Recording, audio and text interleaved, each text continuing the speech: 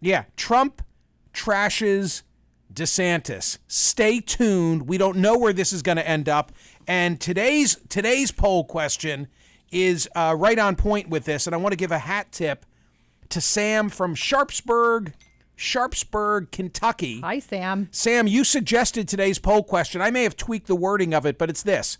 If Donald Trump fades, will it also be the demise of MAGA? If he goes, does MAGA go? I already voted. I've not yet voted, but I shall be voting no. I voted no as well. Aha. Whoa. We're in agreement. That's rare. TC, what else? Well, interesting that you said that about the poll question because some social media came through about the poll question. Mark from Evergreen says, I'm disappointed you didn't run the survey question I suggested last week. I asked if Donald Trump would have more or less influence over Republicans post-election. I saw this coming, Mark says. The answer is less. Kevin says, I understand you're in journalism, but you're following the agenda of Trump, Trump, Trump.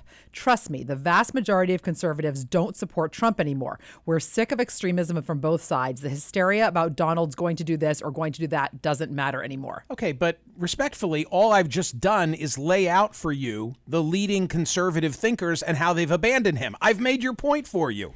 Raphael in Florida says everyone is thinking DeSantis is some Republican savior because he won Florida by 15 points, but Florida is now a ruby red state, so you shouldn't take too much from that margin. Okay, maybe. I mean, 20 points, by the way. 20 points. 20. But let's cut it in half. Okay. Let's cut it in half and say DeSantis wins by 10 on a night where Republicans are struggling to retake the House, even though the model is to win 26 seats. Okay, let's go state by state. Wisconsin, Valerie says, I said it before and I'll say it again. If Liz Cheney runs for the Republican nomination for president, I'll switch my party affiliation to vote in the primary. She could never get traction in the primaries.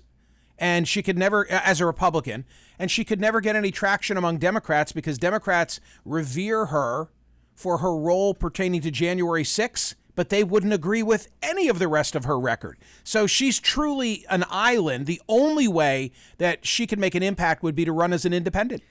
From Wisconsin to Georgia, The Talkative says splitting tickets. Last Saturday, Smerconish was discussing how voters do not hesitate to vote one way in a race and then the opposite way in another. We all thought that would happen in Ohio for Tim Ryan, but it's happening in Georgia instead.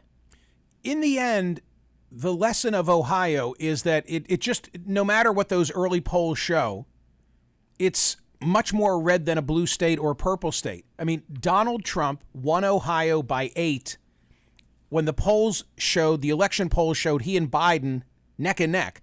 Same thing just happened with Vance and Ryan. Neck and neck, neck and neck, neck and neck. 7 or 8 point margin was the final outcome. You want to see ticket splitting? You could take a look at Pennsylvania where Mastriano went down by 12. Yep.